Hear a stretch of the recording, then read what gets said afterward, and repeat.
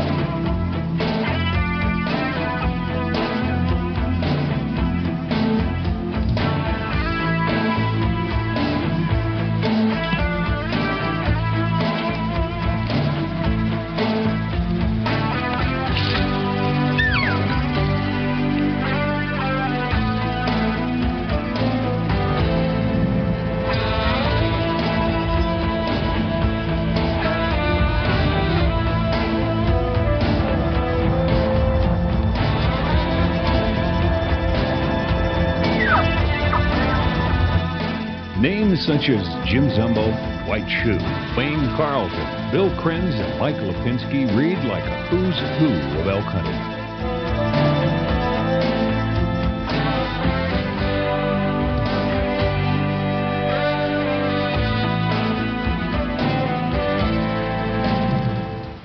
Never before have such names been brought together on one video to share their techniques and secrets for elk hunting success.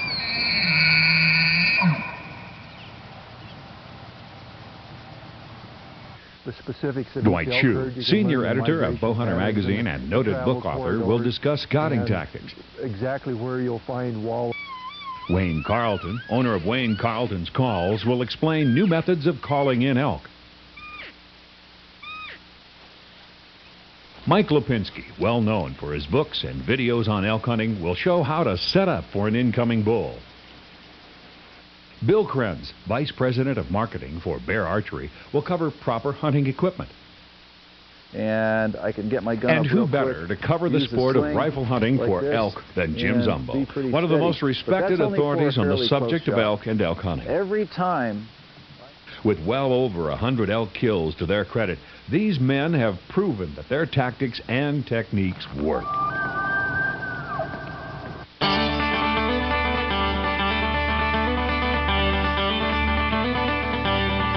Dwight Shue has taken big bulls from the desert country of Arizona to the high mountains of Montana. Dwight explains how proper scouting is important to any productive elk hunt. We're going to talk about elk scouting today, and I think that's probably the most important aspect of killing elk. You can talk about calling and knowledge of the elk themselves, but knowing where they live is the real starting point. And it really doesn't matter if you live in elk country. If you live back in Pennsylvania or New York or someplace, you can hunt just as effectively as somebody that lives here in Idaho or Montana, because there are certain elements and aspects of elk country that are very identifiable. And if you learn what those are, then you can expect to come into a piece of country, cold turkey, never have been there before, and find elk right away. So I think you can come out and hunt with confidence no matter where you live.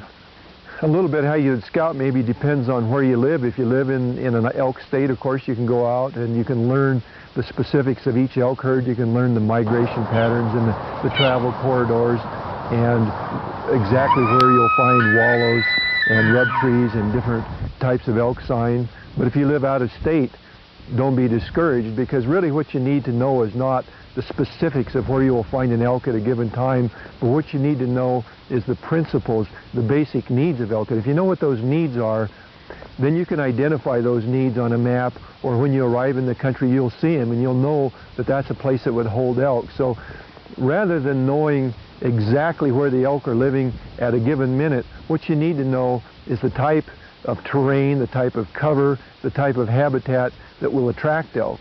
And most of my elk hunting over the past 25 years has been in country where I have never been before.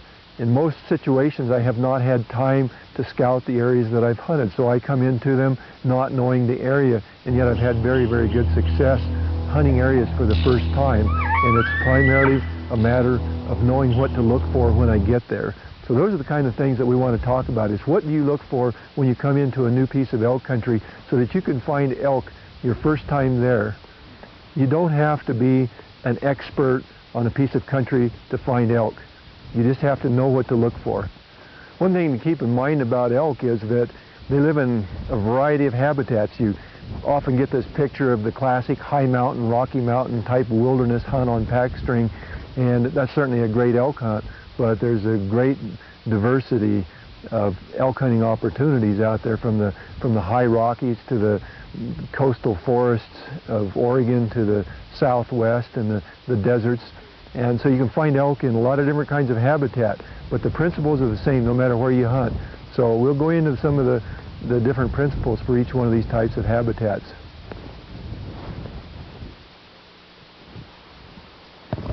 One thing I'd like to say about elk hunting is that it's no magic or science to it. Anybody can do it, and it's just a matter of learning these principles and knowing which kind of country you're in. Now, if you're in the southwestern deserts like this, there are certain things that you're going to look for first, and number one would be water, because in the dry southwest, if you're in New Mexico or Arizona, say southern Colorado, parts of eastern Oregon and southern Idaho, the country's very dry, and the elk are primarily tied to water sources for drinking water. So those are the starting points. You find the stock tanks or the seep springs or the little creeks, and you know that the elk are going to be centered on those areas. Those are going to be the focal points of their activities, because they do have to have drinking water.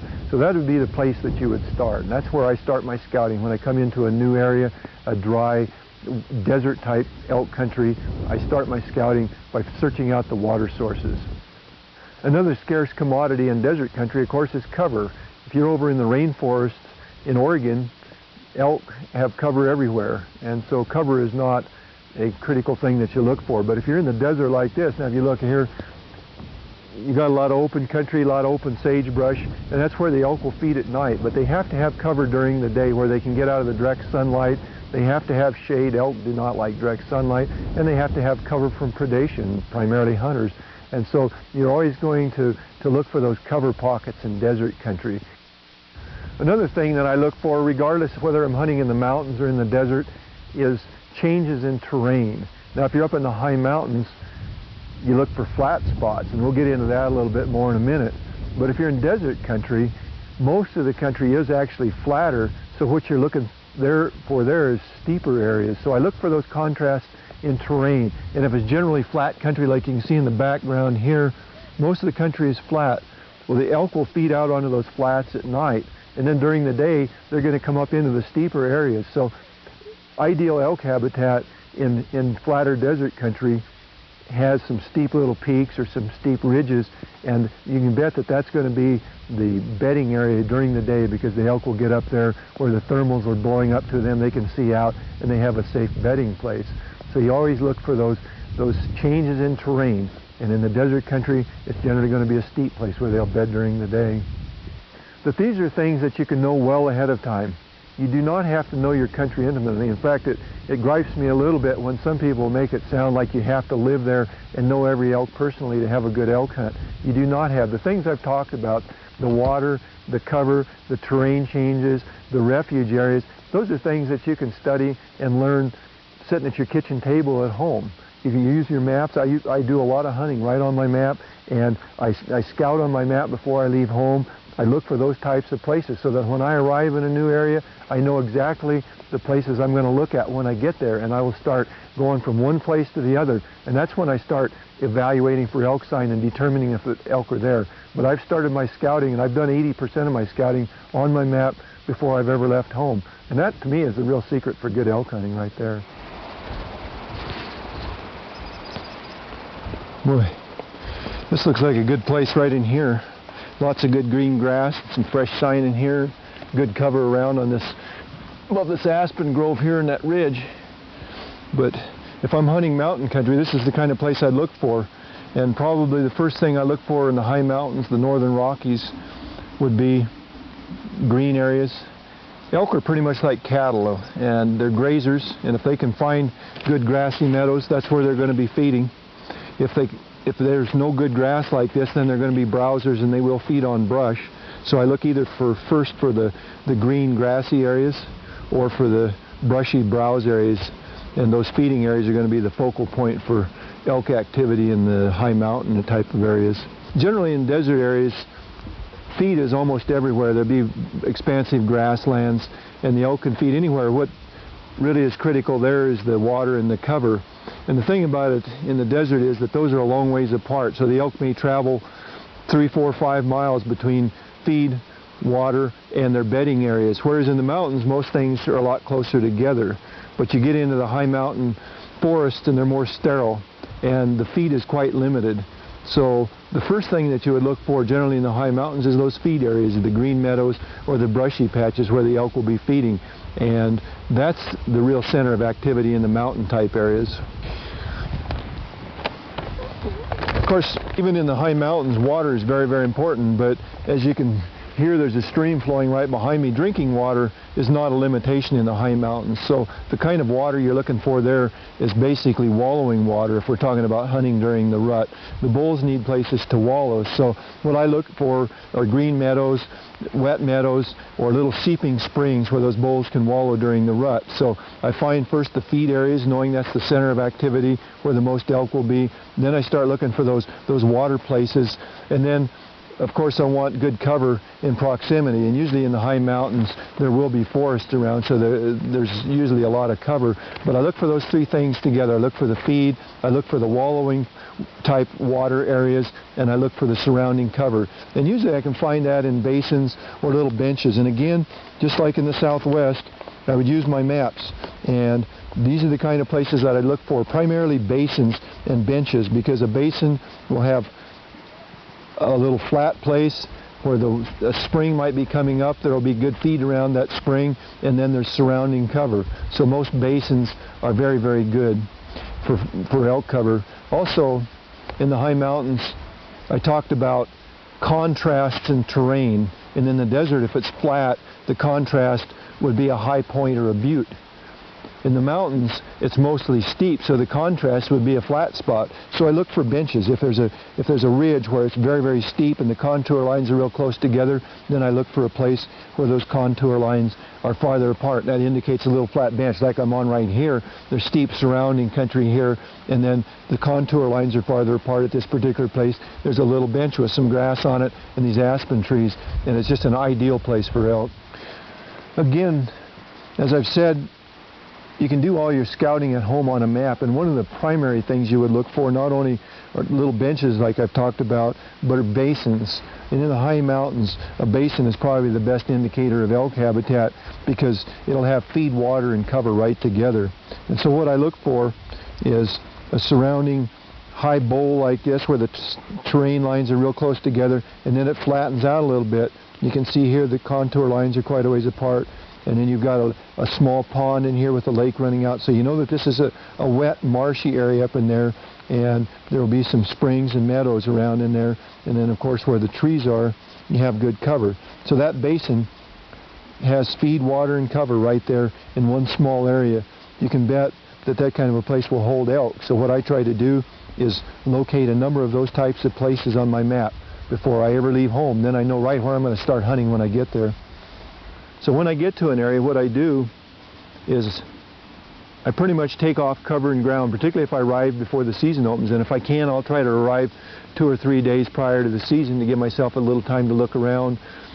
I might do a little bit of calling. If I can hear a bull, that's one way to scout. But I certainly don't try to call them in. If I can hear them, I just leave them alone and go on. And I can locate bulls that way. I use my binoculars a lot. Now, you always carry binoculars when I'm elk hunting. I like these 6-power binoculars. They're strong enough to see an elk at a long distance. They gather a lot of light. And I can see elk at 2 miles, 3 miles across a canyon with these. And that's another way of scouting. I'll do a lot of glassing so that if I know there's one of these good basins that I've located across there, I'll glass it early in the morning or late in the evening, and I can oftentimes locate an elk herd that way. But I also do a lot of hiking, and I'll pick out several of these areas that I found on my maps, and I'll go from one to the next and try to evaluate the sign there. And even if an area looks really great to me, if I don't see some fresh sign, I'm not going to spend much time hunting there. If I don't see fresh tracks, if I don't see some fresh droppings, I won't hunt there. And if I'm seeing some fresh tracks that indicate that elk are in there right now, then I start searching for wallows and rub trees. And those are going to tell me that the bulls are in there, because if it's in rut, the bulls are in rut. If it's sometime in September, you can bet the bulls are making rub trees and they're going to be making some wallows. And so I start searching for that sign then. So that's how I determine whether I'm going to hunt a particular basin or a particular bench, just based on the sign that's there. If there's no fresh sign there, I don't waste time there. I keep moving around till I find those key points where the elk are right now. One important point that I think a lot of people overlook in terms of scouting and hunting is going prepared to do it well. And if you're concerned about getting back to camp and getting lost and those types of things, you're never going to scout or hunt effectively. One thing I always do is carry a good day pack with me. This is a pack that I personally designed. It's called the Dwight Shoe Hunting Pack. It's made by Peak One, Coleman Peak One, and it allows me to carry all the gear that I need during the day to do an effective job of scouting. I don't have to worry about getting back to camp at dark, and I don't have to worry about getting out before daylight. I can hunt or scout all day long, and I can carry all the equipment that I need here. So I'm never hunting scared. I'm always confident that I'm capable of surviving out there and that I have all the gear that I need to survive under any circumstances. I think that's a very, very important part of elk scouting and elk hunting. You've got to go prepared. And I think more hunts are ruined not because people don't know how to hunt elk or find elk, but because the conditions just end their hunt for them. So go prepared for it. Do you need a guide to hunt elk? Well, if you have absolutely no experience hunting and you don't have a lot of time, then I think maybe hiring a guide is not a bad idea. But if you're physically prepared, you come prepared with good equipment like I've talked about, and you come prepared with the knowledge of the elk that we've talked about and finding these key points for scouting, you can hunt elk as well on your own as you can with a guide. And the real fun of elk hunting, in my opinion, is the challenge of finding them on your own and taking that bull. Hey, listen, I think there's some elk just down the ridge here. I got to go look for them. Thank you.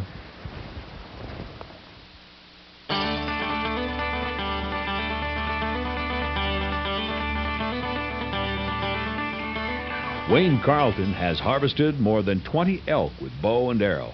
Wayne will discuss how different calls are used. I used a lot of different sounds on one bull, sometimes 3 or 4 different sounds. I want to do whatever it takes to make those elk get close.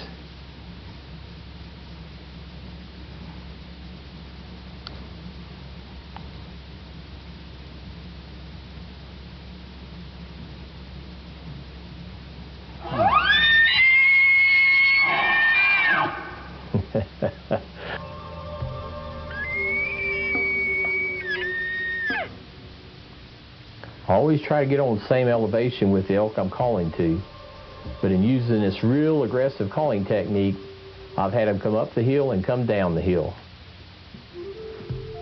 And as you can see, that bull got pretty close. And he's getting a little closer.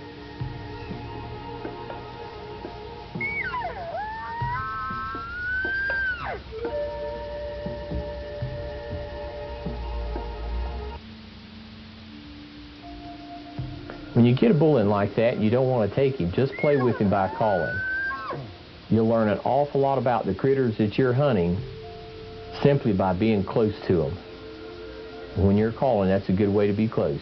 I use the cow call, the diaphragm cow call. And now I'm bugling.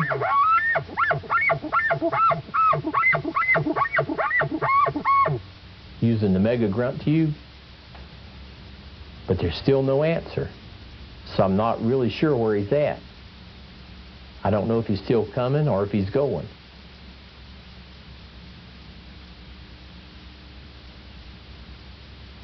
So you try this high-pitched cow call.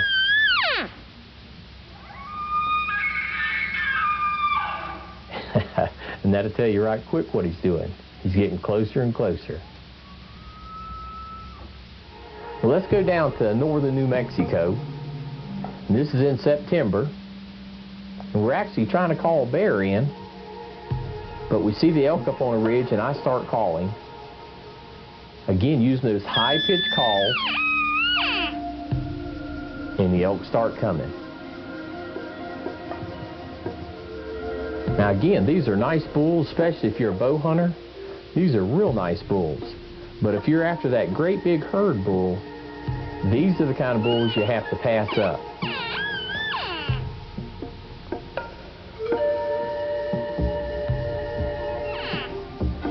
And when they add the bugles and the chuckles to the cow calls that you're doing, all that does is add fuel to the fire. And sometimes that's what it takes to get that big bull going. It's a lot of excitement, and that's what I'm trying to create. As much excitement as possible, simply by calling and raking trees and getting the other animals to answer back. Again, it adds fuel to the fire.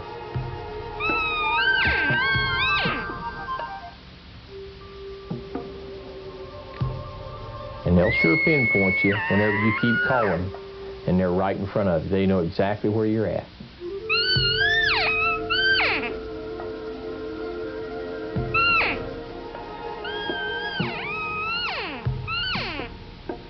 Anything that you can do in calling, using this aggressive type call, to make the bulls get like that, your chances increase in getting that animal in.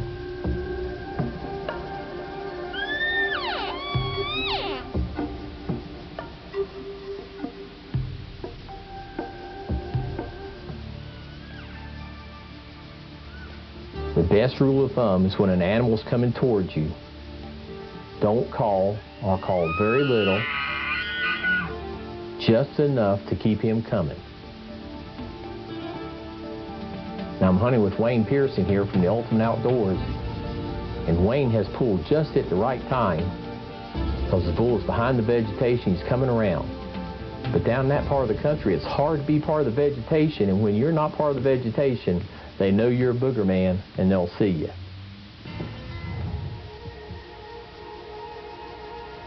Now this is like 1 o'clock during the day. It's hot. The sun is real bright. You can see that from looking at the foliage.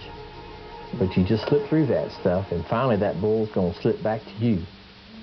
In other words, you've created enough excitement that you got him up out of his bed, and he's going to come and see what's going on.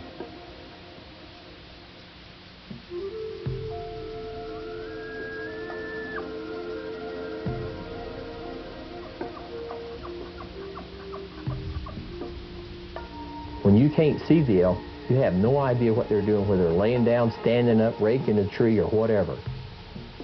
So since you can't see them, you have to assume that you have to stimulate them, and that's where the calls and walking and moving get you in position for that shot.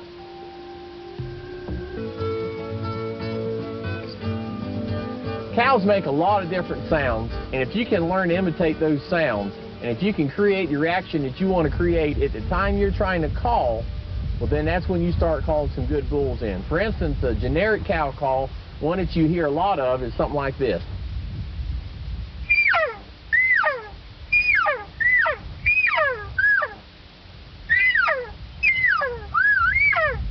But if that cow is lost and is trying to get back to the herd, it's more of a desperate sound like this.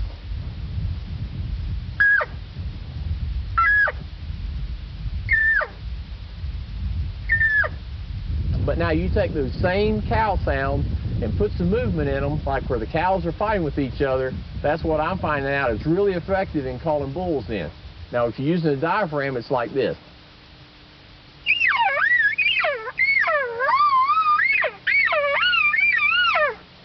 And you notice I'm bobbing my head, I'm kind of shaking my chest. What I'm trying to do is I'm trying to create some action in that call. A diaphragm does it pretty good, and you don't have to use your hands, but the call that does it the best is a little plastic reed cow call. We call it the fighting cow call because that's where I learned the technique from, is just watching cows fight and listening to what they're doing, and then trying to imitate that during the rut when I'm trying to call a good bull in. So to use this call, and the sound that you'll hear how it sounds a lot different than a diaphragm, the way you use it is you're biting down the tip of the reed about 3/8 of an inch in from the end of it. You're biting in on that. You want a high-pitched E sound, and then from that point you can take that call anywhere you want to go, like this.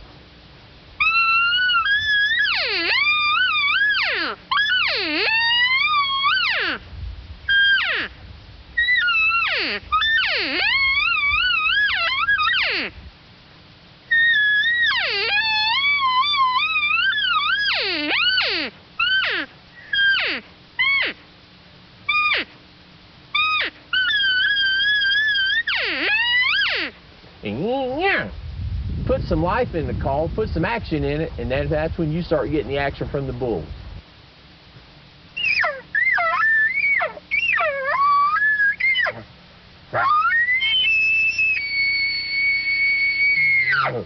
Now something else that we've added that I have found that's really helpful out in the woods, we take our normal grunt cube and blow through it.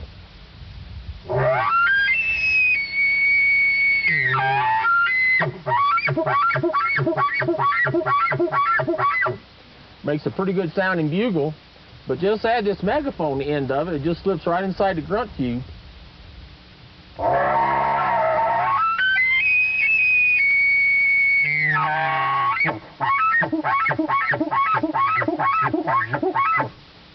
Now what that does, what the megaphone does, it gives that call a little deeper sound, a richer sound, kind of like a more original sound. So when you're working a big bull, sometimes that's what they want to hear. They don't want to hear that satellite bull. They're trying to hear a big bull. Now, a trick that I've learned in using this call, instead of blowing through this end, when the bull starts coming in and you're trying to make him think you're somewhere else, just turn that sucker around and blow through the big end.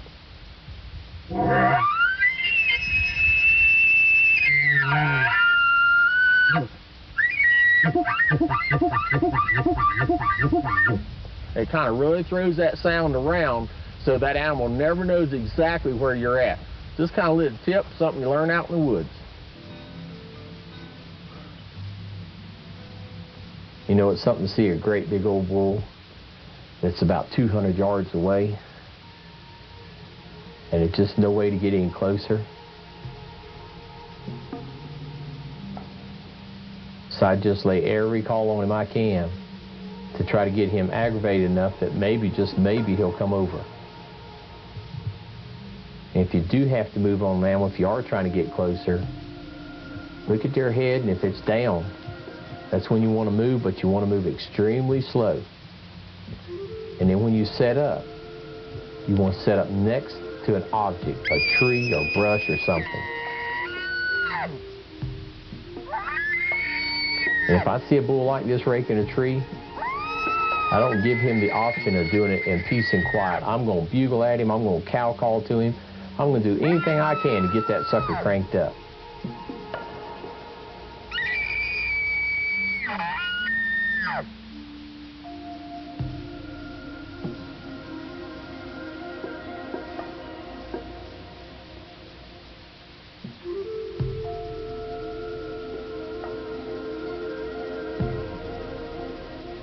As you can see, this is a good bull.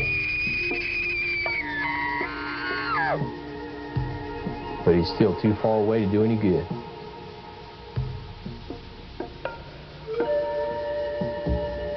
But at least he is moving in my direction.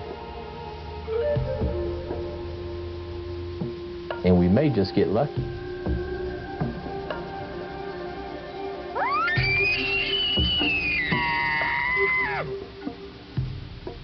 There's only one problem when you're trying to do all this calling with aggressive style. Sometimes the little guys want to come in and watch what's going on.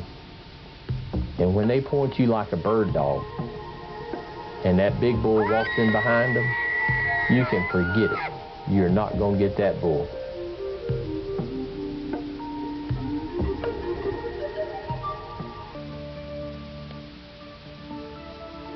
One of the things that I have noticed is that when a bull starts getting close, he gets quieter and quieter. Sometimes they bugle a lot, but I'd say 9% of the time when that bull starts slipping in like this, he's going to be looking, he's going to be listening, and he's going to be trying to spot you before you spot him.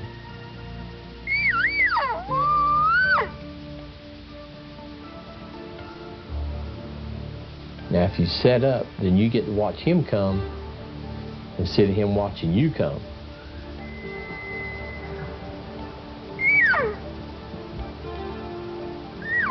See, I'm just throwing that sound around. I'm trying to make him try to figure out where I'm at.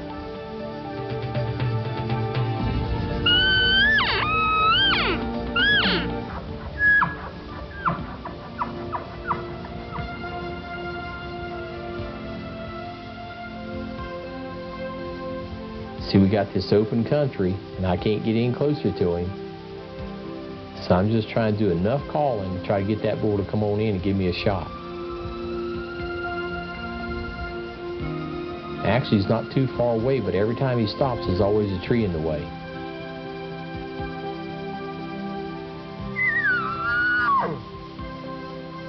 And he's interested, but he just doesn't want to come all the way.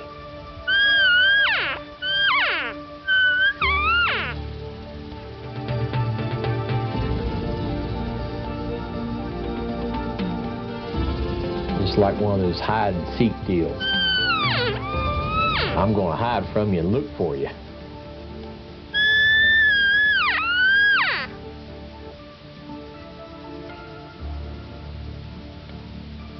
So you just kind of keep throwing those calls.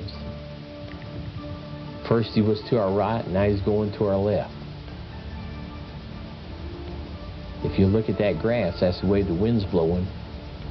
And he's probably going to try to come around and get in the wind.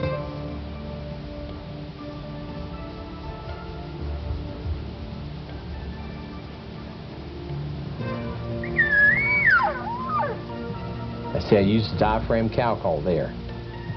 He looked back at me, but he wants to walk away. You see what that high pitch does? He's much more reactive to that.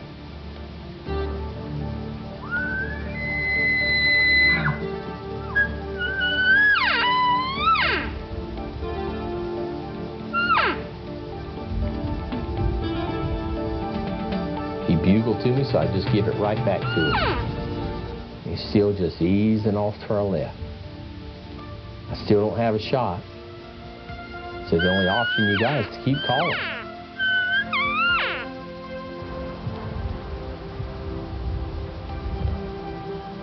He's going in the right direction now. He's heading our way.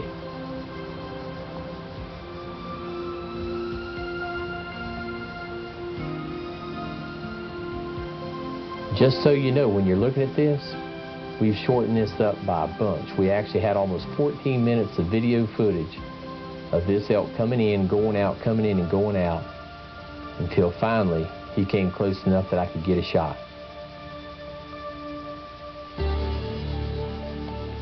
And a lot of it had to do with that high-pitch cow call.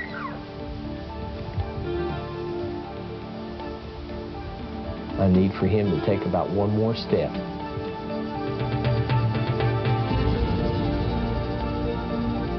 That's a step I need right there.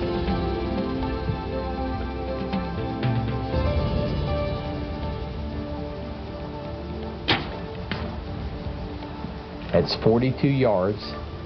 That's about the furthest I'll shoot an elk. Open country, but I had a good shot. Nothing between me and the bull.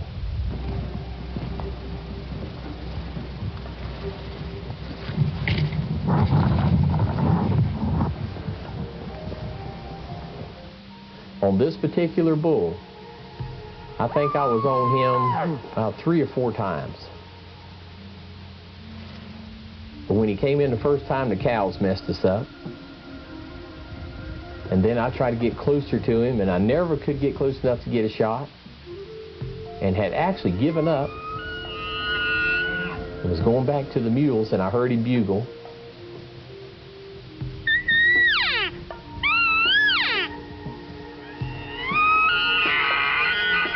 So I says, I'm going to try this bull one more time.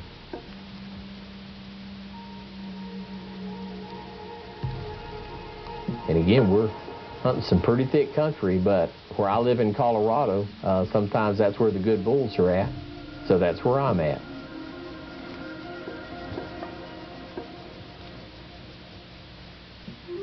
I know he's there. I can hear the limbs cracking, then all of a sudden I see his antlers.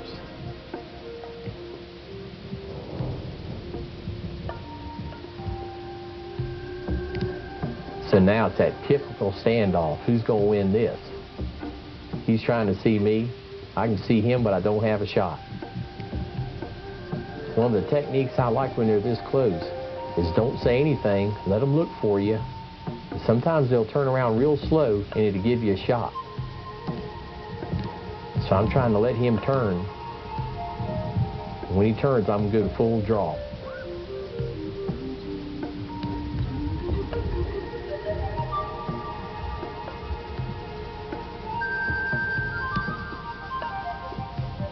I really have to be careful about what I'm shooting through here so I don't hit something. And as he turns, the only problem is he turns too fast, and I couldn't get a good line on him to see where I wanted to shoot. But if you know how to use a diaphragm call and bugle, then you have a second opportunity.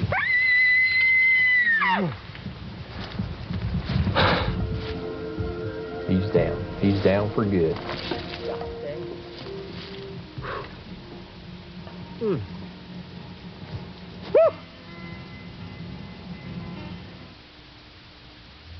You know, I think the best way to get good bulls in, again, is to be able to get close to them. This bull was right over a hill, so we just slipped up as close as we could get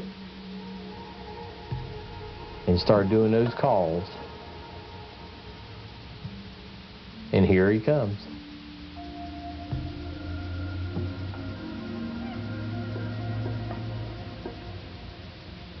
Of course, every bull thinks he's the biggest, baddest hombre there. And when they come in, they take it out on some poor little old pine tree that wasn't bothering anybody. But if you're a hunter and you don't have that shot, you could take a side step and get a shot. Or you could do some calls away from the bull, make him think you're somewhere else, and get him to come even closer. I think the biggest thing that keeps people from getting that animal, especially when you're elk hunting, is the persistence and the determination to go down in that canyon, to go to that next hill, to go up to that ridge, and to know they're on the other side. A lot of folks, when they're out there hunting, they just give up right during the middle of the hunt.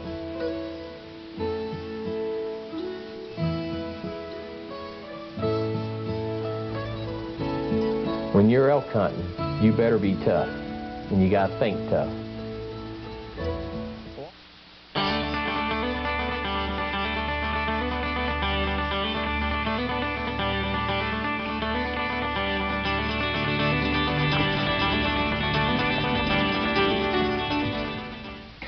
Mike Lipinski has harvested 30 elk with bow and arrow.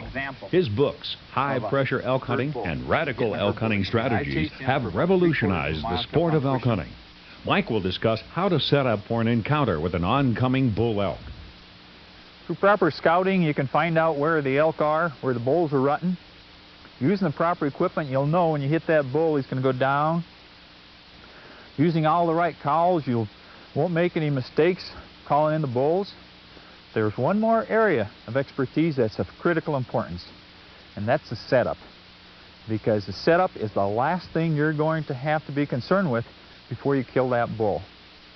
Believe me, you can do everything right. Equipment, scouting, make the right calls, get that bull coming in. If you don't have the setup right, you'll blow everything. This is an area of great frustration for most bow hunters. They overlook the setup. They think that's all I got to do is have the bull coming in, and it's all over with. And this is what happened. Bull's gone. What happened? What happened? It's a lot more complicated than that, and that's what I'm going to talk to you about. The best way for us to learn is from our mistakes. Let me show you one of my failures to show you that even experts make mistakes.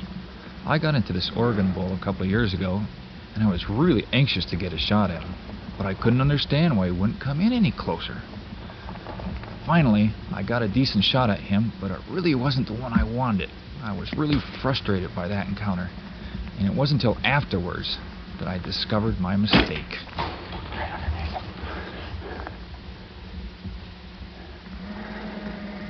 Right underneath him. I'm going to show you a fatal mistake I made so that you won't do the same dumb thing I did. And this will beat you every time. See those 3 trees over there? They're just blown down dead trees, snags. They're running up and down the hill. When I set up right back here. Well, that elk, he was on my left side over here. I mean, he couldn't get across here. I mean, even an elk couldn't jump that. So he stayed above him. Went back and forth and back and forth. And I'm sitting here, I couldn't hardly get a shot at him. There's a screen of trees, even though a lot of times he was 25, 30 yards. I couldn't see him. Finally, I took that one shot.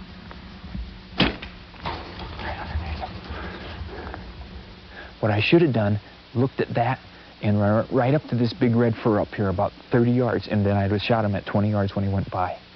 So, when you hear him, like 70, 80 yards away, you bugle, if there's enough cover, scoot forward 20 yards or something to the next available cover. And see, he thinks you're still back there 70, 80 yards. He comes forward a little bit, and he's going to work in front of you and show off, and you'll be right there for him. That's mistake number 2 I made. I should have ran up there, and I should have watched out for these trees here. Remember that. Set up so that when that bull comes right in or else back and forth, you've got the shooting lanes. You pick the ambush site. Don't let him. I let him pick the ambush site, and I lost. In the classic situation where you've got a rut-crazed bull elk coming in from 400 yards away, setup is still critical because you've got to set yourself up where that bull is going to come by at 20 yards away. Now let's just say that bull is crazy. He's coming through here. And you say, oh, great, here's a bush. I'm going to set myself up. That bull's going to see you sticking out just like a sore thumb. He wants to come in through here, and he's going to see anything foreign. Myself, if I knew that bull was coming in here, I'd sneak right up here and kind of get out of the way, out of the travel way, and I'm in these aspens, and I'm just kind of like another aspen. Or, and I'll tell you, experienced bow hunters especially do this, drop down to a knee. Look, I've dropped my profile by a half doing this. Done a lot of target practice shooting from my knee. Look at this bull, it's coming by. Whew, he never saw me. It's a perfect situation. This is the basics of the setup. Get out of his traveled way, but stay close. Here's a good example of a classic come-in. This Colorado bull was 250 yards away, and it was obvious that my viewing had him worked up. You can see the inherent problem of this type of encounter. This bull is so far away that you have no way of knowing if he'll pass by within range. When a bull starts coming in like this, a smart bow hunter should start adjusting his position by moving forward or left or right to an ambush spot where you can get close enough for a shot. Here he comes. Here he comes.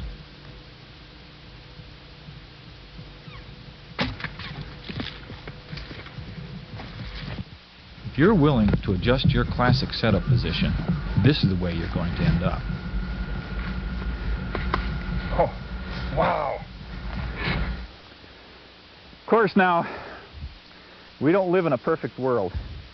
And you just don't get that many those classic come-ins where that bull's coming from 400 or 500 yards away and he's crazy. Usually you got to go after him. When you go after them, your movement, you have movement. So you can be seen by the bull, so you have to really be careful. Every time now, I said that bush is not good for the classic setup. That's true. But when I'm moving forward, trying to find that bull, trying to encounter him, you don't stop like this. He can see you. When I go forward, I'll always go like this. That way, if he should turn and come back, I'm hidden behind the bush. Now, let me show you a situation where things weren't perfect. The bull was moving away from me, but I just kept on pushing him until he finally turned, come right back after me. I was so experienced with this setup. Every time I move forward, as soon as I pulled up to him, I got right behind the bush and he turned and came back for me. Let's watch and see what happens when you have the right setup.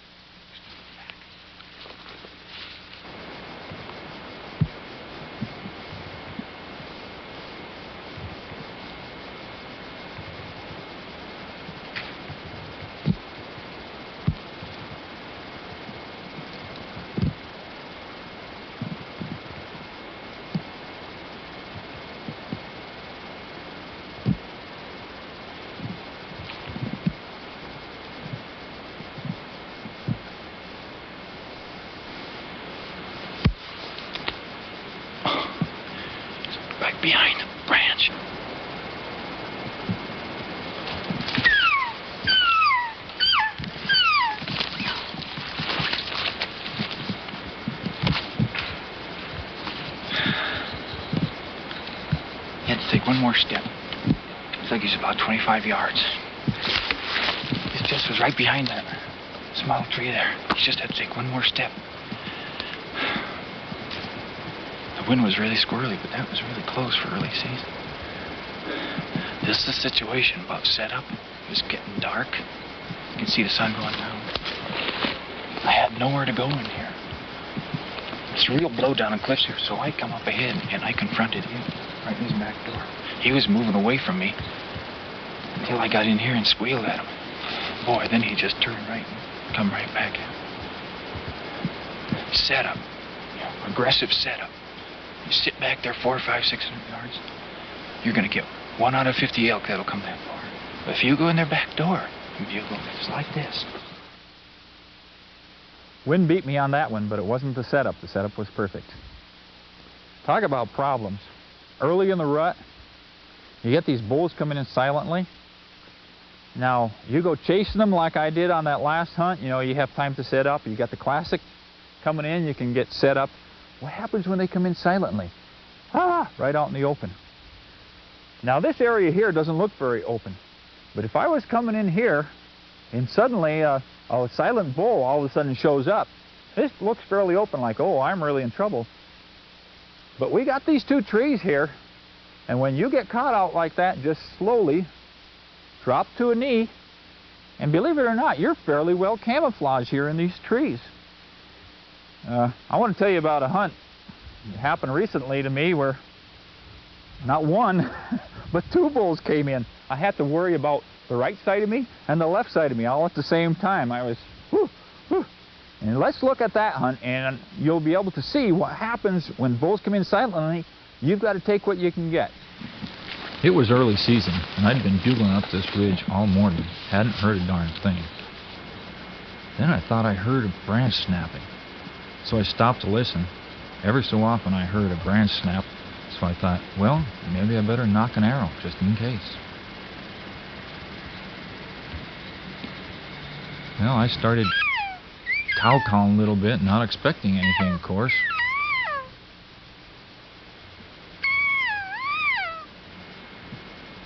Then I look up, and there's his bull only 30 yards away, looking down at me. I thought, oh no, no place to hide, got right out in the open. The only thing I had was a small sapling, so I eased over behind it. The bull was a little bit suspicious at first, but I started cow-calling. Finally, he must have figured I was nothing to worry about and started forward. He was a nice 5-point, and I decided to take him. It looked perfect. He only had to take one more step. Don't stop now. Oh! Finally, he turned back. Of course, I figured it was all over with, and that's when I got the surprise.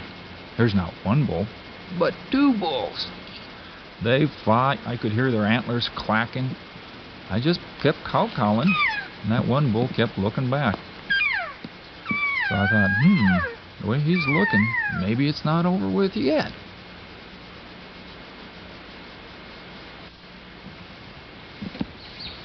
Problem was, he was watching me, but he also was worried about the other smaller bull moving in on the cows. He wasn't sure if he wanted it to come in, but he also didn't want the other bull coming in either. I took that opportunity to slip forward just a little bit more to get in a little bit better position.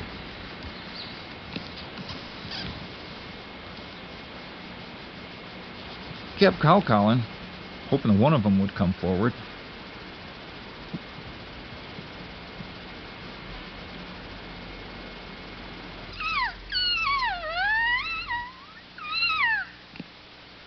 Finally, in my new position,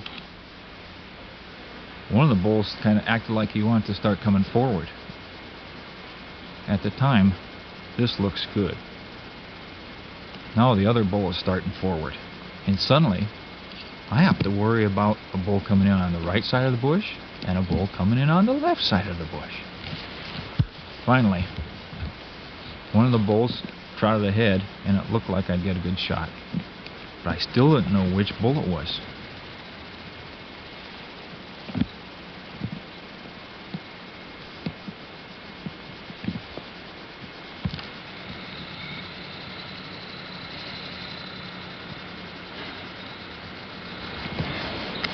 small. Just too small.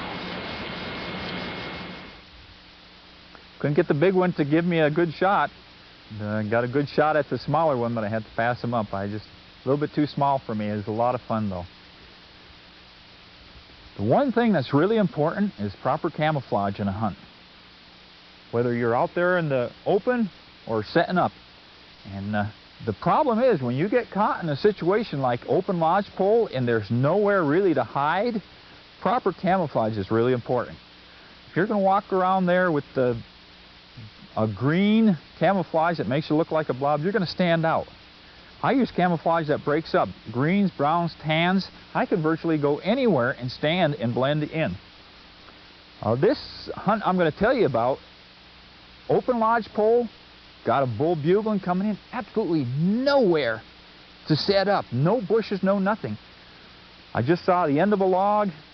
I moved to the end of a log where I thought the bull would be coming by, and I just kneeled down, and because of my camouflage, that bull came by and looked right through me.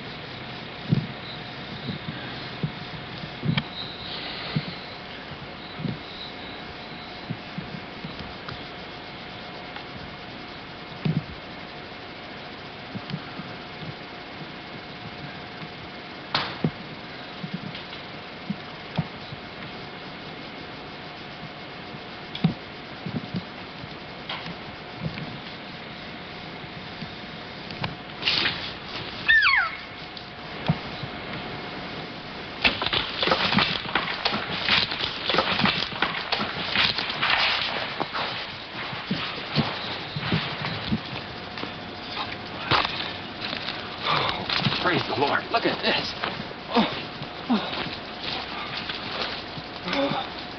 Beautiful.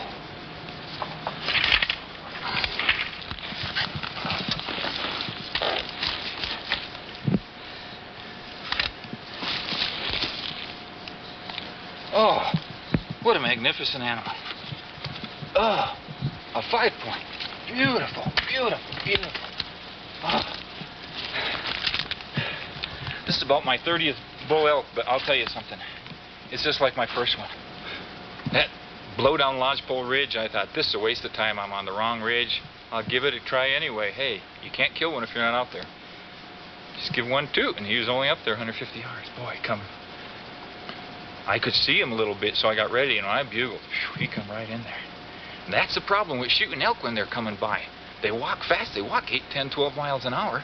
You don't get a chance to shoot at them. Always give a cow call. It'll stop them. Phew.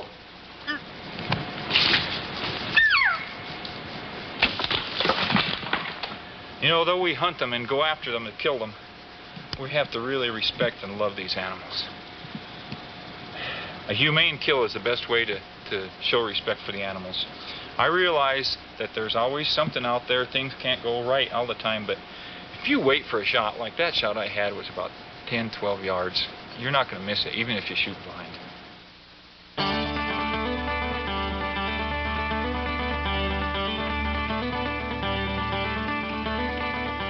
Bill Krenz has hunted elk throughout the West. Bill knows that proper hunting equipment is essential to any successful elk hunt.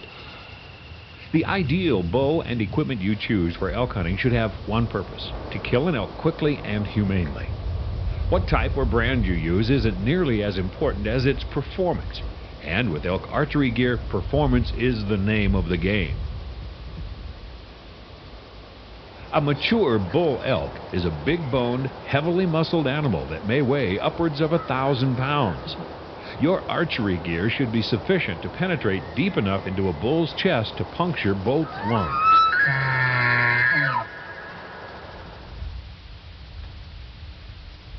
Generally, a bow in the 60-pound pull range will get the job done. But more important than bow pull weight is proper tuning of the equipment. A properly tuned archery outfit will consist of a bow, arrows, and broadheads that are suited perfectly for each other.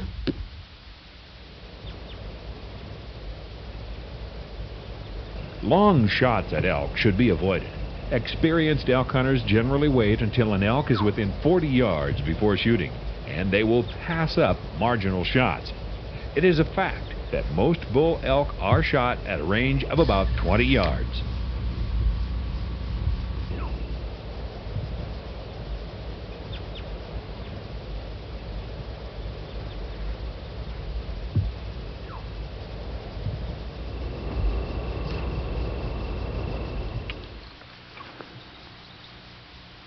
No matter what type of bow, arrows, and broadheads you use, you still have to be able to hit an elk in the chest to kill it. Practice is critically important, but you should stay away from shooting at a bullseye once your archery equipment is tuned.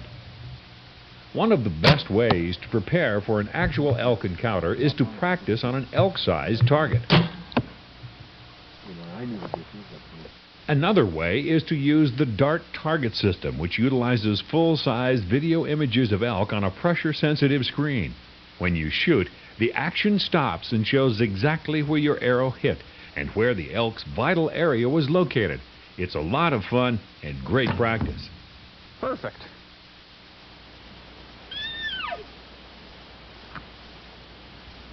As Bill moves in on this big Montana bull, he is confident that his well-tuned archery outfit can get the job done if a clean killing shot is presented.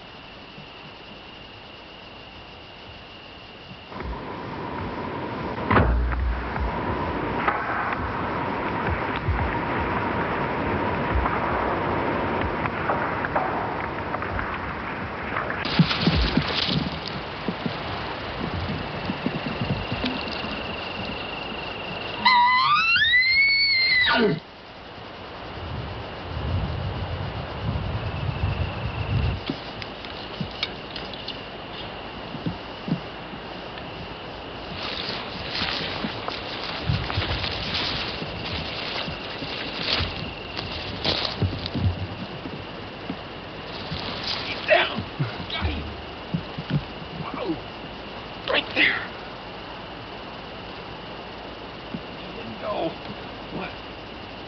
40 yards? Whoa!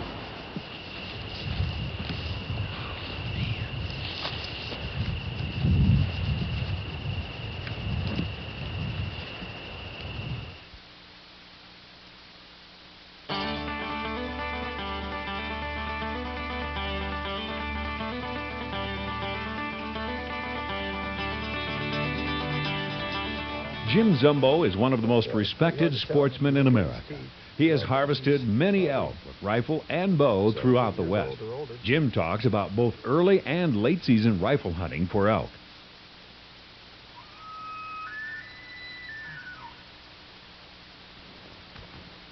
Did you hear that? That's what we're listening for. That is, of course, the scream of a wild bull elk. Now, if you're a rifle hunter, there's a couple things you need to remember about hunting during the bugle, and that is it may not happen in your state, primarily because many rifle seasons start middle of October, even as early as November 1st. That being the case, a lot of the bugling is over with. However, having said that, there are some states, wilderness areas in some states also, for example in Montana, Idaho, Wyoming, where the rifle season opens in mid-September. There are also some limited entry units in many of the states where you're offered the opportunity of an early hunt with a rifle as well. It's important to remember that the bugle season basically ends around early October, possibly October 10th, October 15th. It kind of depends on the condition of the cows, how many of them are still in heat. I like to think that the peak of the bugle season is September 22nd, which is the first day of fall. I think a rule of thumb is to get as far away from those human traffic areas as you can when you're bugling. Don't bugle from a road or a trail or a two-track. Try to get into another drainage where other hunters aren't calling, because many times that will give elk a sense of security into thinking that that really is the real thing. What I like to do when I'm hunting elk anytime is to get up as high as possible early in the morning and look down. Look into those clear cuts, look into the parks, look into the meadows. Use those binoculars consistently. And don't just give a cursory look. Sit down or prop yourself up against a tree or a rock and actually use both hands, steady the binoculars, look intently at one particular spot with some concentration. You just don't want to glance around. Tell yourself there's elk there and look for those elk. If there's not, look in another area. Now, as you're doing this, the sun may be shifting, shadows are moving around, so you might want to go back to the place that you looked originally and again look for elk in that spot. Now, I think one of the biggest mistakes we make in elk hunting is not being out there early enough in the morning. You've got to be leaving camp in the dark. That means leaving camp long before shooting light, long before it starts getting light in the east. You want to be out there at your chosen location looking for elk when it's just starting to break day. You know that magic time that all of us hunters love? When it's just starting to get daylight, you start recognizing trees and shapes and mountains. That's when the elk are thinking about moving back in the timber. Elk are very nervous when the sun starts coming up. They feel vulnerable, especially when there's other people in the woods. So what you want to do is be there, get up as high as possible, and look for those elk. Now let's say you've spotted some elk and they're quite a ways away and you don't think you can get to those animals before they go back into the timber. What I suggest doing is stay right there and watch them and see where they go. Make plans that afternoon to be back there at that spot. Of course, you want to get within rifle range. Make sure you check the wind direction and wait for them to come back out of that location, which they probably will do if they haven't been disturbed by other hunters. And just sit there and wait. Now, late afternoon hunting has got a whole special set of problems with it. Because if you get an elk within an hour or within a half hour or within minutes of closing light, you've got a problem on your hands, because you've got to get that animal dressed, possibly in the dark. Not only get that chore done, you've got to get yourself out of there in the dark as well and find your way back to camp. So you want to be really careful when you're hunting late afternoon, because there's not only a logistical problem of getting that elk taken care of, but there's a problem of getting yourself out of the woods as well. You know, just because you're out there in a really good spot during the prime bugling time doesn't necessarily mean that you're going to hear elk for a lot of reasons. Not only because they might be bugle shy, it's just some days they just seem to have lockjaw. They just don't want to talk. I've had that happen in all kinds of places. The Selway Wilderness in Idaho, some wilderness areas in Wyoming and Montana, where you know there's elk around you, but they're just not talking. So one of the things I like to do, if you can, is most of the time elk are vocal at night. They are nocturnal in their vocalization and their communication. So if you can get into an area at night, I'm talking night, dark, possibly midnight, 1, 2 o'clock in the morning, or even maybe I've taken a sleeping bag into an area and just laid there and listened. What that lets you do, of course you can't hunt then, but you can listen. You can tell where elk are and pinpoint them for the morning's hunt. Many times when it starts getting late in the morning, that's when they shut up. They're just quiet. So by having that advantage of knowing where they are, then you can move closer. We're in typical elk country here on a national forest, which is where most elk hunting is done. And as you can see down below me here, there's a main access road here into the forest. And this is where most of the hunters are coming to hunt elk in this particular area. If I were to start hunting in this area, first of all, I'd be out of my truck long before daylight, and what I do is I get as far away from this road as possible. I like to do a lot of hiking. I consider maybe walking 5 miles a day as average. So what I do is I would dive off this hill, cross the creek in the bottom, and then head up that open slope and get on the back side of that. Notice that this open slope has a lot of grass. There's a nice park in there. This is a south-facing exposure. elk will probably be on this exposure during the night. But what they'll typically do is as soon as it starts getting light out, is they're going to go over the top into the north-facing exposure, which is going to be definitely much more heavily timbered. That's where their security is. Now also, over the top of this, there's going to be some little draws, and those draws are going to have timber in them. Many times elk like to stay in those draws as well. You know, as much as we hate to admit it, there's going to be times out there, if you hunt enough, where you're going to miss. Now there's a lot of reasons why you can miss. Maybe you're walking up a mountain and you're out of breath, or maybe your target presents just a small area, or maybe the elk is running, or maybe your mind just snaps a little bit. You know, you've heard of buck fever. I'm amused by these articles where they say if you see a buck or a bull elk, why, just stay calm. Yeah, sure, stay calm. That's easy to write that, but it's not so easy when you're out there in the woods. But there is one reason why we shouldn't miss that is completely preventable. It should never happen. And that is by shooting offhand and not taking a rest. I'll shoot offhand if the elk is close, or a deer, whatever I'm happen to be hunting, and I can get my gun up real quick, use the sling like this, and be pretty steady. But that's only for a fairly close shot.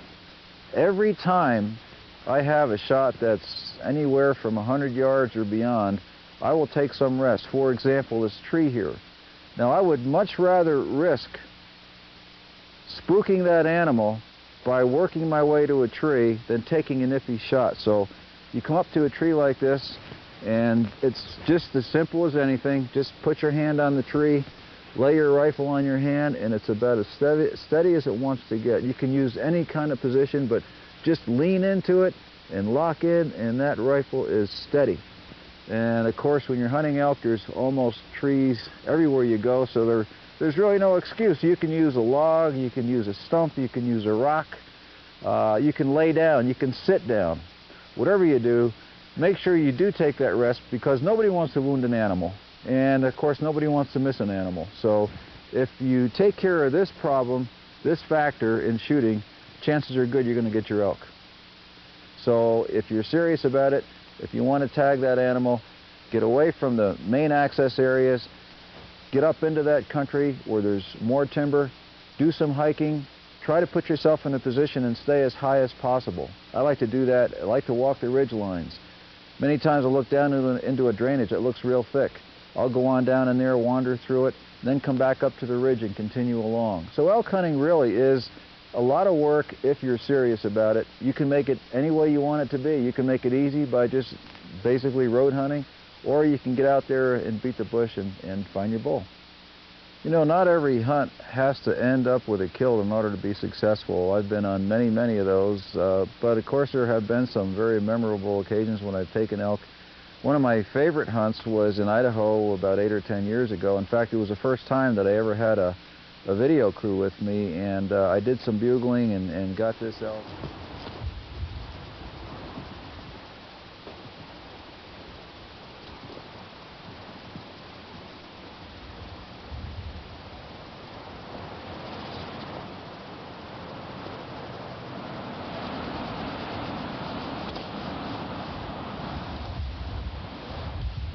Set up just about where I want to be.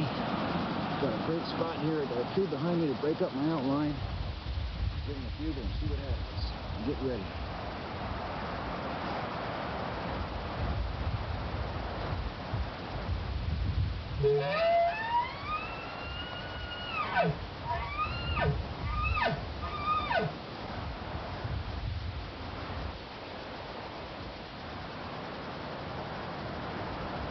Here he comes. I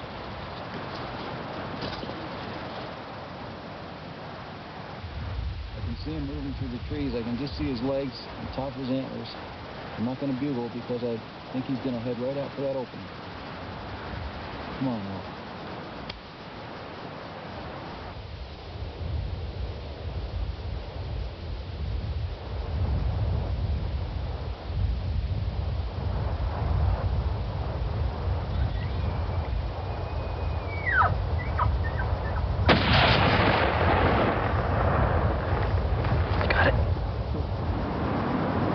He's not moving a bit. We got him.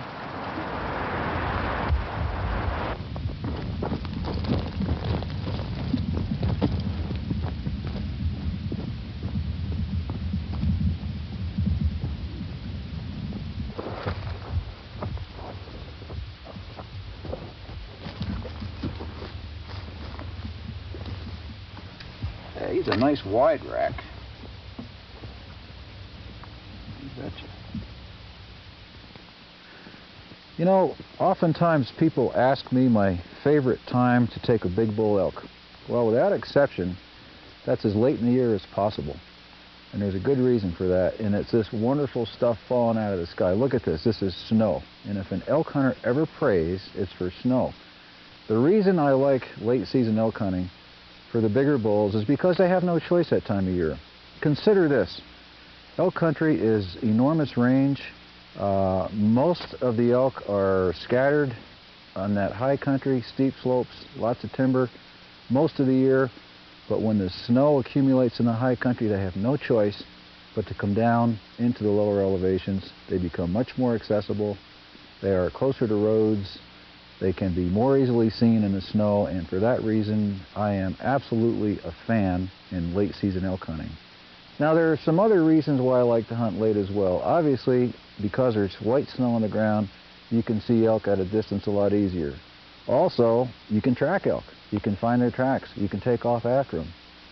And how about the option of seeing elk during the day when you generally can't see them during the earlier seasons? And that's basically because they like to lay out in the sun when it's cold. That gives you the opportunity to get out there with your binoculars and look at distant elk and make a stalk on them. Now, one important thing is the first part of my statement was, if I want a big bull, I'll go late. Now, that's not to say I don't enjoy being in the woods when the elk are in the rut. That's a wonderful time, isn't it? September, the elk are bugling. It's a magical time. Frost on the trees, you're out there. It's just heavenly. But many of those biggest herd bulls, those dominant animals, they're not going to come to a call many times. They've already got their cows. So you can write them off. Some of the biggest bulls cannot be called. There are a lot of bulls that cannot be called. I'll repeat that, no matter what kind of call you're using, simply because they've already got their cows. They're out of there. But now, this time of year late, with the snow falling, they've got no choice. They've got to come down. And where are you? You're down there in the lower elevations, closer to roads. You don't have to get up there on horseback and go 150 miles. Exaggeration, of course, but you get what I mean. Anyway, give me my time to hunt elk. I'll go late every time.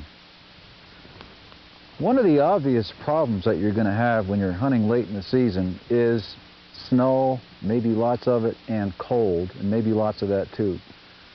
Now, the Rocky Mountain weather can be fickle any time in the fall. I've seen 20 inches of snow in September, but when you're hunting late, you're going to get more serious storms, and you're going to get a lot more cold. But it's not untypical to be out there hunting and it's 10 or 15 below. That is really cold, so you want to be prepared. Not only for survival reasons, but for health reasons or safety reasons, but for mental reasons. Because if you're out there and you're hunting and you're cold out, what are you going to want to do? Want to get back to a hot cup of coffee, get back to the truck, get back to camp. You're not hunting elk properly. Your concentration's gone. So what you want to do is be as comfortable as you can, again, for the mental thing, so that you're going to stay out there longer. So wear those heavy clothes. Now today, it's about 35 degrees, it's snowing lightly, and I know the weather forecast is calling for more of the same, so I'm not dressed very heavily today. This is just kind of a nice day to be out here. But if it was a lot colder, I'll guarantee I'll be wearing lots of wool. I'll be wearing some very good insulated boots. I'll have, other than my Stetson, I'll have a hat covering my ears, good gloves. You want to take care of your extremities. So when you're hunting late, think smart and think proper clothing. You want to make sure you're comfortable, and for sure you don't want to make any unnecessary journeys in the woods where you don't think you can get out in time before dark. That's simply foolishness.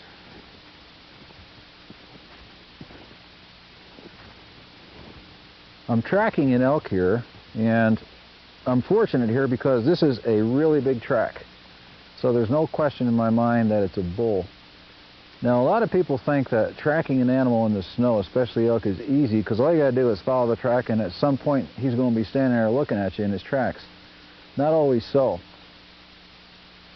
One thing to remember is most animals are very aware of what's happening behind them. They seem to know that that may be where danger comes from. So they're alert to something following them. What I like to do, if I can, I'm going to do it here, is I'm going to move up this slope because this track has been going basically straight for the last quarter mile. I'm going to go up this slope a little bit, maybe 100 yards, and just carefully parallel this track Therefore, I'm above the animal, and hopefully I can catch him walking on his track, and I'll be above him and I'll be able to see him. This is a tactic that I often use in areas like this that are not really heavily grown with timber, kind of sparsely covered. So I'm going to try that, and wish me luck.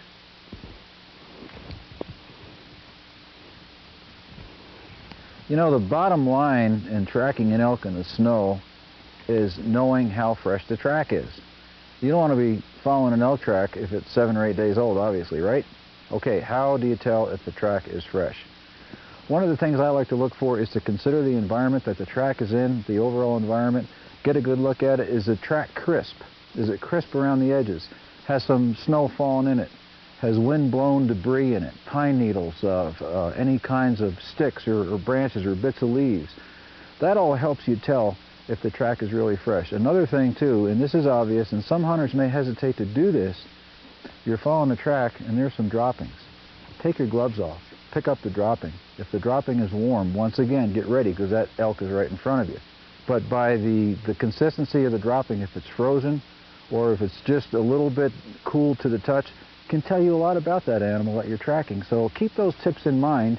And again, it's very important to know the timeline when you're following that elk. So give it your best and good luck.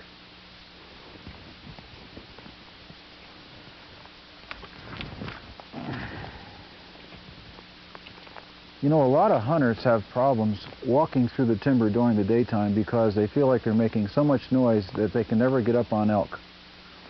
Here's one thing to remember. You are allowed to make noise in the elk woods, and do you know why? Because elk are noisy.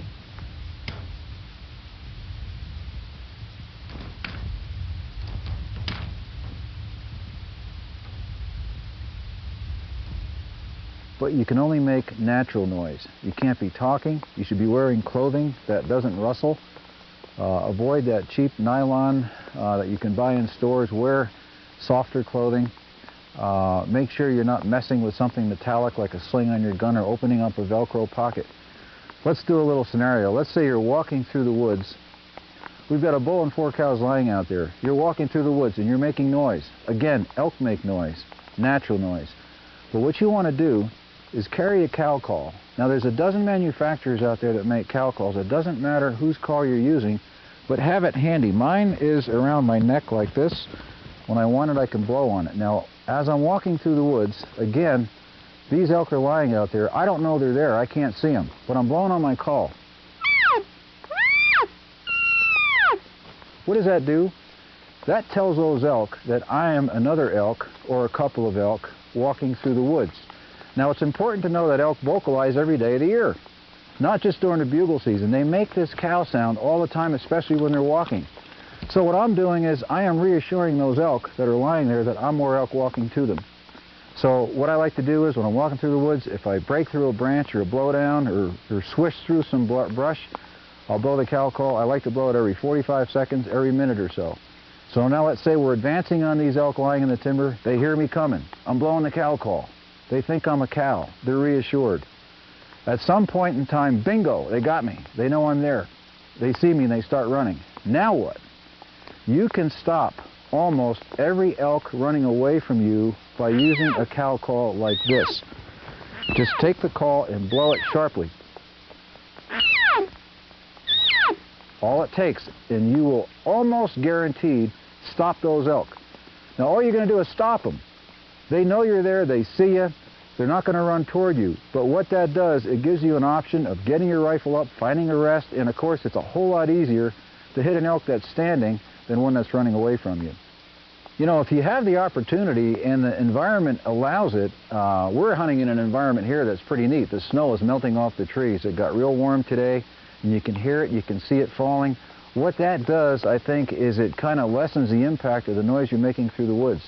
A lot of times elk can't hear you because of that noise. That's especially so if the wind is blowing, if it's snowing hard, or if it's raining. So take advantage of those rainy days. Hey folks, you can't get an elk sitting in a cabin or in the truck. Get out there in the woods and hunt during bad weather too. You may very well get the biggest bull of your life doing that. Well, I'm headed back to the truck. It seems that I was a victim of a little factor that we can never control in the elk woods or any woods, and that's the wind. While I was trailing that elk, the wind came around behind me and I found myself upwind. I kept walking. I knew it was going to happen, and sure enough, that elk, and I was pretty sure it was a bull, caught my scent, and I saw where he took off, and he's probably still going, so I'm going to give it up and try another day. But you know, folks, I've always believed that to have a good hunting trip, you don't have to kill something. You know, we are mighty, mighty fortunate to be able to be out here and enjoy this sport and just enjoy the great almighty out here and have fun. If we get an elk, that's a bonus. And if we don't get an elk, that's all right too, because it's a whole lot of fun being here away from the office and the rigors of society and civilization and just kind of doing our own thing, and that's what hunting's all about.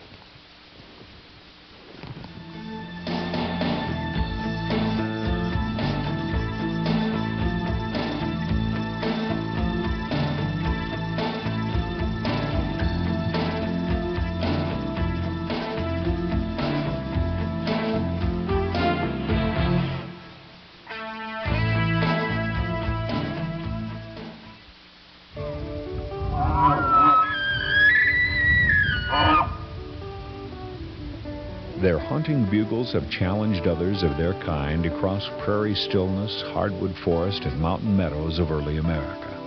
For thousands of years, North American elk have been adapting to changing environments. But now, human development is threatening the critical habitat elk and other wildlife so desperately need.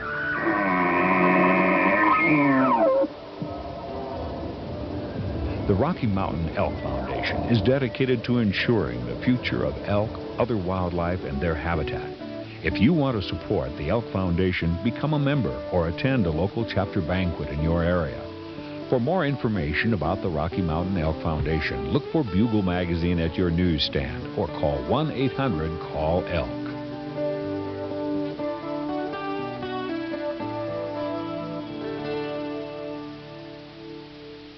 Portions of the Dwight Shue segment were taken from the video Elk Fever by Wilderness Sound Productions.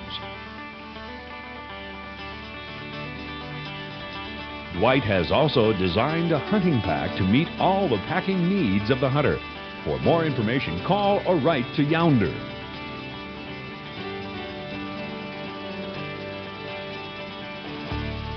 For more information about Dwight's books on mule deer and elk hunting, write to the following address.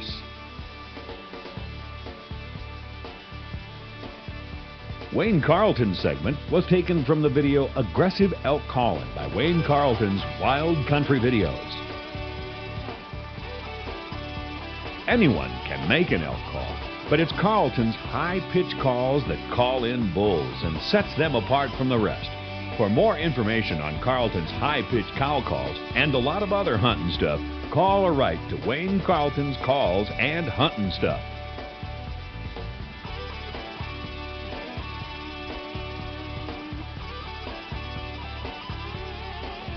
Portions of Mike Lipinski's segment were videoed with East Fork Outfitters, who specialize in both rifle and bow hunts in the heart of Montana's Anaconda-Pintler Wilderness area. For more information, call or write East Fork Outfitters.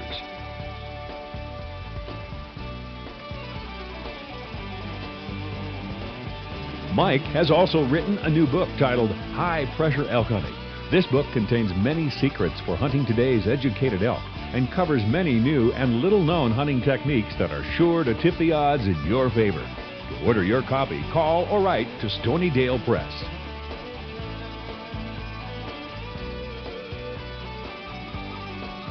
Mike's other book, Radical Elk Hunting Strategies, which deals with secrets of calling elk in close, can be ordered by writing to Lipinski Publishing.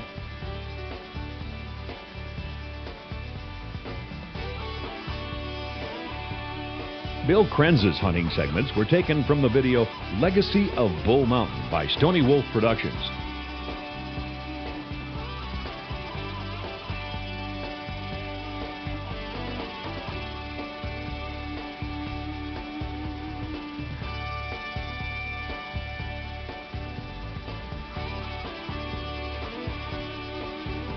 Portions of Jim Zumbo's segment were taken from the videos Hunting Bugling Elk and Late Season Elk Hunting with Jim Zumbo by Sportsman on Film.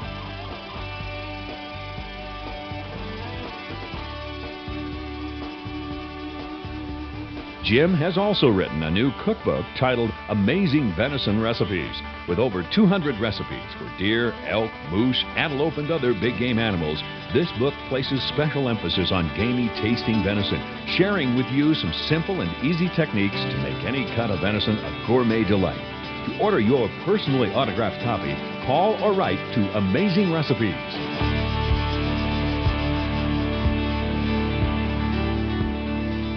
For additional reading information, Bob Robb also has a book titled Elk Hunting with the Experts. To purchase your autographed copy, send a check or money order to the following address: